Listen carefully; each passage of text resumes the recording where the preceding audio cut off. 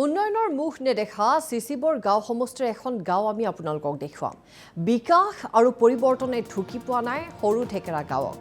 ৮ দশকে সুচল নহল গাঁওখনৰ যাতায়াত ব্যৱস্থা দৃশ্য দেখুৱাইছোঁ। মাছখোৱা ঢকুৱাখনা সংযোগী ঘাইপথৰ পৰা সৰু ঠেকেৰা গাঁৱলৈ ১.৫ কিলোমিটাৰ দৈৰ্ঘ্যৰ পথছোৱাৰ এই শোচনীয় ৰূপ। বিভাগীয় কৰ্তৃপক্ষক আবেদন কৰিও কিন্তু কোনো ধৰণৰ সুফল তেওঁলোকে লাভ নকৰিলে। গাঁওবাসীয়ে ঘৰে ঘৰে চান্দা তুলি পথৰ ওপৰত মাটি পেলাইছে। তেওঁলোকে নিজেই এটা ব্যৱস্থা গ্ৰহণ কৰা দেখিবলৈ পোৱা গৈছে। শ্ৰম দান কৰি নিজেই নামি পৰিল জৰাজীৰ্ণ পথছোৱাৰ মেৰামতিত। তাৰ পৰা আপোনাৰ 1 কিলোমিটাৰ 1.5 কিলোমিটাৰ হ'ব। ধেমাজি টাউনৰ পৰা আপোনাৰ 10 কিলোমিটাৰ ইমানটো ডিষ্টেঞ্চে আমাৰ এই গাঁওখনলৈ। আৰু বাৰে বাৰে আমাৰ সাংসদ যিটো আমাৰ প্ৰধান বৰুৱাদেৱ ডাঙৰীয়া তেওঁলোকে বাৰম্বাৰ আমি এপ্লিকেশ্যন দিছোঁ, মানুহ গৈছোঁ। তেওঁ বাৰে বাৰে কয় অহা বছৰকে 2 বছৰ পিছত, এবছৰ পিছত তেনেকৈ কৰি আমাৰ আজি ইমান বছৰ গুচি গ'ল।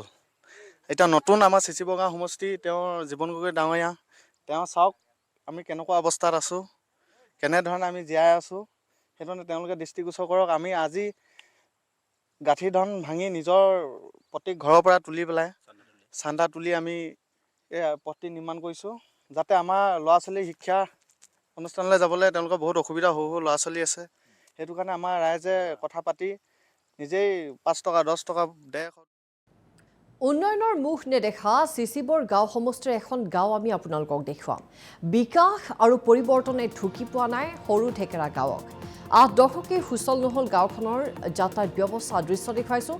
মাছখোৱা ঢকুৱাখনা সংযোগী ঘাইপথৰ পৰা সৰু ঠেকেৰা গাঁৱলৈ 1.5 কিলোমিটাৰ দৈৰ্ঘ্যৰ পথছোৱাৰ এই শোচনীয় ৰূপ। বিভাগীয় কৰ্তৃপক্ষক আবেদন কৰিও কিন্তু কোনো ধৰণৰ সুফল তেওঁলোকে লাভ নকৰিলে। গাঁওবাসীয়ে ঘৰে ঘৰে চান্দা তুলি পথৰ ওপৰত মাটি পেলাইছে। তেওঁলোকে নিজেই এটা ব্যৱস্থা গ্ৰহণ কৰা দেখিবলৈ পোৱা গৈছে। শ্ৰম দান কৰি নিজেই নামি পৰিল জৰাজীৰ্ণ পথছোৱাৰ মেৰামতিত। তাৰ পৰা আপোনাৰ 1 কিলোমিটাৰ 1.5 কিলোমিটাৰ হ'ব। ধেমাজি টাউনৰ পৰা আপোনাৰ 10 কিলোমিটাৰ ইমানটো ডিষ্টেঞ্চে আমাৰ এই গাঁওখনলৈ। আৰু বাৰে বাৰে আমাৰ সাংসদ যিটো আমাৰ প্ৰধান বৰুৱাদেৱ ডাঙৰীয়া তেওঁলোকে বাৰম্বাৰ আমি এপ্লিকেশ্যন দিছোঁ, মানুহ গৈছোঁ।